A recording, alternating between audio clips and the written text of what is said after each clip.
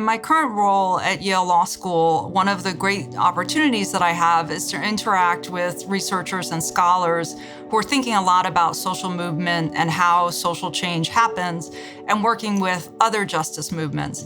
And one of the things that I hear from those researchers and scholars over and over again is how important it is to be inclusive with the people who are actually the ones being fought for and advocated for in the movement, and listen to those people and learn from those people and let those people actually be in guidance and leadership for future directions of the movement. And for us, advocating for animals, we can't have those kind of communications with our stakeholders. They can't tell us in our language what they think would be best for them.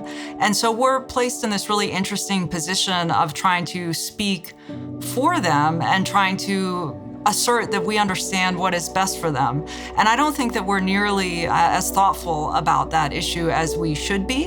And I think that there's a lot of emerging science that can help us check whether we're making the correct assumptions about what is best for animals. So I think that's a very unique challenge to our movement. Another unique challenge to our movement that I think about, I do a lot of animal advocacy through the American Bar Association and through the animal law committees in the American Bar Association. And in those kind of traditional legal spaces, there's still, I wouldn't say it's the prevailing view, but there's still a strong view that is strongly held by some that fighting for animals is not as worthy as fighting for the other justice causes that the American Bar Association, for example, has been engaged with over a longer period of time. So that's a unique challenge. Sometimes, in addition to sort of arguing about the specific legal issue that you might be there to argue for, you might find yourself arguing this bigger question about why should people be concerned about animals? And that, I think, is something that other nonprofit movements don't have to do to the same extent. I think we have the winning position on that. I think even for folks who are at this moment not seeing that animals in their own right have their own experiences that matter to them and should matter to us for that reason, I think the connections between human well-being and animal well-being are so pronounced at this point that it's quite hard for people to say that animal well-being is irrelevant. The fact that animals can't speak for themselves and tell you what they want means that you're having to represent them and represent their interests. And I think that can lead to a lot of arguments about how best to represent their interests, because they're not there to decide it at the end of the day. But, I think also it leads to people who are incredibly compassionate, and you see the best in people as they look to lead for animals. Animals lack the ability to take to the streets in a way that human groups can. And therefore, I think it is easier for nonprofit organizations defending the interests of those humans who can voice their concerns in a politically clear way. It's going to be much easier than those fighting for the interests of animals who lack that ability. And I think as a result of that, not just the animals themselves are marginalized, but the nonprofit organizations fighting for them are marginalized also. They're finding it harder perhaps to get the funding they need or the public support they need. All this is being made harder by the fact that animals lack that ability. They can communicate, but they cannot communicate in a way that easily translates into policy change and a change to the laws. I think all leaders in the nonprofit space face really significant challenges across the board in social movements and nonprofits.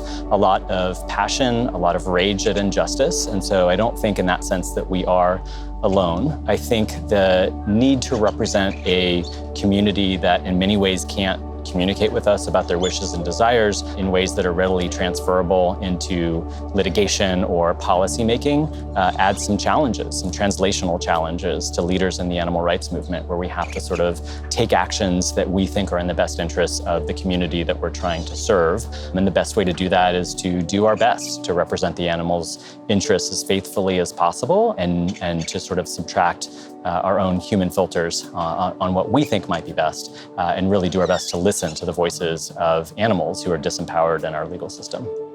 I think in the animal protection movement, leaders are faced with a very passionate community, people who have very strong opinions and a very strong interest and will to create change. And that can be challenging, but it can also be, I think, a real asset, because passion creates change. And so I think for leaders, one of the big goals is to be able to channel that passion into productive activities.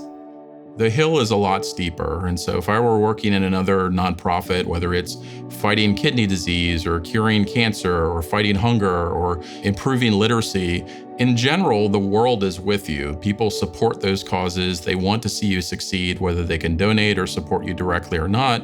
When it comes to animal protection, it's a lot more of a divisive issue. There are people that are not immediately going to jump on that wagon. They're not going to say, yes, animals should have rights. We should stop doing these things. And I think that issue, contrary to some others that, may promote human causes or societal causes different from animals, I think it can cause a reaction in people and it can cause people to become hostile and defensive. And so the key difference for me is just the hill is steeper. You don't have sort of the wide masses behind you that say, yes, this is an issue that we universally want to fix. We don't want children to be sick. We don't want there to be cancer. When you bring up the fact of, I don't want pigs to go to slaughter and to be treated horribly on the way there, that can be a divisive issue. And people are forced to confront their own morals and their own character. And that is the thing that sticks out. So I think the hill is a lot steeper in this movement. I think there are a lot of very valuable tools and lessons that we can draw upon from other nonprofits, other social movements. But there are also some unique features of animal protection that make it a really different game for us. One is we are always speaking on behalf of a third party. There's some very interesting questions around the philosophy or the kind of artistic thinking about whether animals can speak for themselves and express their own interests. But the reality is there's always going to be a filter. We have to interpret for them. And that can lead to a certain amount of self-doubt or perfectionism. I think we should have the confidence to say to ourselves, we understand that it is really bad and we will get it mostly right. If we stick to our understanding of what's happening to animals and our sense of injustice that they're going through. I also think it raises the challenge of other people who are building their own narratives because they want to maintain an exploitative system for animals. So we have to be very careful in how we frame our arguments and our stories so that they can compete and present a challenge to those narratives, and we can actually have something that people grab onto to advance protections for animals. The problem is just so big and it's so bad that people can't believe that this is really the truth.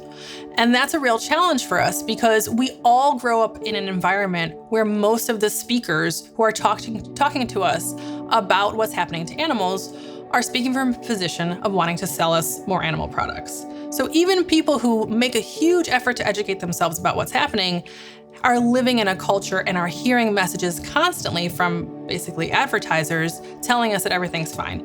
So there's a phenomenon called the informational immune system that our brains do. When we hear something that doesn't really comply with our conception of the world, we reject it. And I think that's a real challenge for animal protection because we have to get over that barrier for people.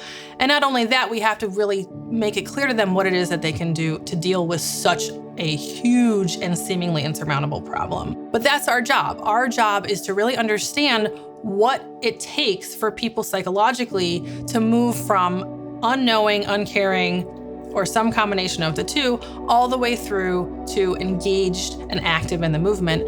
And we need to walk them down that path and really understand how to do that in a specific way.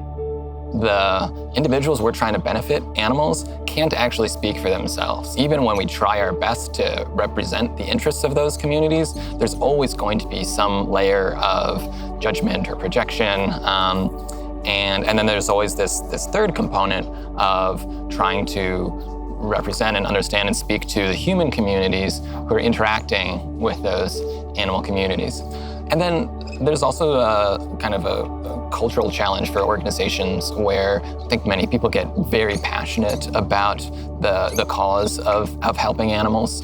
And because it's a viewpoint that many people don't share, that passion can often feel isolating, and then that can in turn be kind of radicalizing. And so that can lead to an environment where people are forgetting the humanity in pursuit of the animals and kind of justifying any form of extremeness or workaholism or low salaries in terms of like you should have to do this for the animals. And fortunately, I think the movement is coming up and having more conversations about the importance of remembering our humanity collectively in service of the animals. But it is a challenge, and it's something I'm glad we're working on together. One of the tricky things about the animal rights movement and leadership in the animal rights movement is our constituency, our primary constituency, is a group that can't be as directly involved in directing our strategy, right? I mean, if you're a leader in the civil rights movement, Martin Luther King Jr., he went to his church in Montgomery and asked his parishioners, what do you think of boycotting these buses? If you're a leader in the gay rights movement, like Evan Wolfson, a legendary leader and lawyer who fought the good fight for gay marriage for 40 years before it became a constitutional right, he would go to his own community and ask him, do you think this is the right fight for us? It's harder for us to do that. I mean, it's not impossible, right? We can look to the animals and see how they're suffering and ask ourselves, what are the most egregious and awful forms of suffering that need to be addressed urgently? What are the issues that potentially have the greatest impact on the greatest number of animals, and will alleviate the most suffering? But all those things are conjectures. And I think a big part of what we have to do is go through an exercise of imagination and ask ourselves, okay, if we were in that situation, if we were crammed in these cages, 2-foot by 7-foot gestation crates, if we were the ones being boiled alive in a slaughterhouse, which, I'm about to go to trial on a case where a factory farm literally boils their animals alive and gets away with it. We've reported it. Even USDA inspectors have shown it. And ask yourself, okay, what is the right thing for me to do as someone who's not experiencing that myself? It's not even my demographic experiencing this. It's another group. How do I effectively defend them? And a huge part of that is that exercise of imagination and imagining, okay, what would I do? And one of the reasons I'm so supportive of direct action and various tactics that, even at this Congress, I'm sure there are a lot of people who will question and say, why do we do these things? Is because I'm confident if you put yourself in the place of a living being who's moments away from being boiled alive. That water's going in your ears, your lungs, everywhere in your body. It's making you blind, and it's an excruciating, multi-minute, extraordinarily brutal death. You just want someone to take you off. You won't want them to spend 50 years lobbying Congress, 100 years educating the public. You'd say, please, I don't want to die. I don't want to be boiled alive. Help me now. And it's not just that I think that's important from the victim's perspective to understand the urgency of this cause. It's important from a narrative perspective for us to show the public how urgent this cause is if we don't have some segment of the movement and taking direct action, directly aid these animals who are suffering and dying before our very eyes. The public isn't going to take us seriously either. Because if we really do believe that boiling an animal alive, which I think it is, it's a monstrosity. If we really do believe that's a monstrosity, why aren't you acting like it? So there's got to be an element of the movement doing that, and there's got to be an element of the movement defending those activists and doing those things. I do think that leadership in the animal protection space is much harder than other leadership spaces for a lot of different reasons. As animal activists, we often confuse the enormity of the task with our own identity and our own self-worth. And we do that, as do our teams. And it takes a toll on a leader. I think those that are advocating for change that in their heart of hearts they believe in take a bigger toll. So it's much harder, and you really can't separate yourself, the meaning of who you are from what you're trying to change in the world. And that can cause leaders to burn out. It can cause leaders to be impatient and frustrated and not take the time to take care of themselves. So I think needs to be a bigger emphasis on leaders taking a little moment to separate themselves from the work whenever they can and take a pause and take care of themselves. I think folks that are attracted to this mission, in my experience, tend to be empaths, right? They really feel deeply. They take it super seriously. They take this work home with them. They never really turn it off, even when they shut their screens.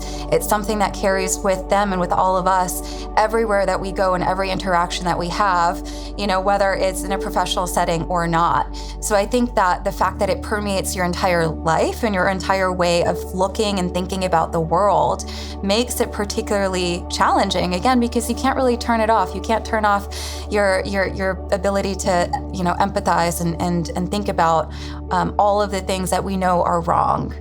This is really difficult work because it tends to be historically, even in the broader non-human animal protection space, very underfunded. And I'm speaking more on the farm animal protection side of things. And so that, I think, can give people somewhat of a martyr complex as well. People sacrifice, in my view, sometimes too much. And I think that is really a detriment. That can be really hard for the sustainability of our community, which is why I think it's so amazing and wonderful for Brooks to be able to bring us together and recognize that we work really, really hard. We can't really turn off the way that we feel and the way that we approach the world, but to bring people together in community and recognize that we are all working, we're chipping away at all of our little corners of all of the work that needs to be done is really, really powerful.